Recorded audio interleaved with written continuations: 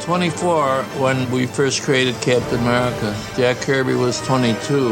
There wasn't a day passed by that we didn't get news from Europe in the newspapers. Everybody was patriotic, and it was ridiculous not to do Captain America. I would have been proud to have said Jack and I did the Fantastic Four and let it go with that, but my gosh, at the same time we were doing Thor, the X-Men, Nick Fury, Agent of S.H.I.E.L.D. I went to the Bible. I came up with Galactus. The Silver Surfer is the fallen angel. And when Galactus relegated him to Earth, he stayed on Earth. When I was at Marvel, Steve Ditko used to come up and sit in my office. The quality of his art and the peculiarity of his art made Spider-Man the most popular costume hero in the field. Today's flawed superheroes are superior in physical strength, but common, average, ordinary in mental strength, saving the world, the universe, yet help us to solve their common personal problems. It is like creating a perfectly physical adult with the reasoning limits of a 6-year-old. When I first created Wolverine, I created him as a Canadian mutant, specifically so that whomever ended up with the assignment of writing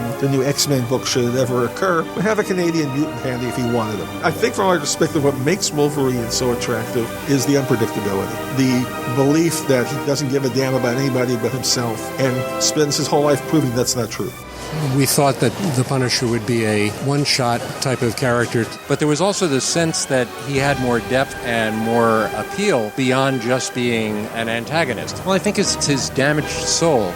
Like Spider-Man, is surmounting tragedy. I got a call out of the blue from 2 editors at Marvel Comics. We want to create a new, young, American Muslim superheroine and put her on her own monthly comic book series. Since there was a possibility that this series was going to be an epic flop, I felt I was at liberty to tell exactly the kind of story I wanted to tell. I wasn't interested in writing some kind of model minority book. Fanfic writing Pakistani American girl from Jersey City named Kamala Khan. When she wakes up one day with superpowers, the result of something called Terrigen Mist, which is an epigenetic terraforming gas created by a bunch of alien-human hybrids called the Inhumans, she takes on the crime-fighting name Ms. Marvel. The Marvel Handbook, the unofficial podcast of their universe. A legion of hosts take an encyclopedic look at Marvel's seminal directory of characters and concepts, available for audio streaming from most of the usual suspects, as well as on YouTube, brought to you by Rolled Spine Podcasts.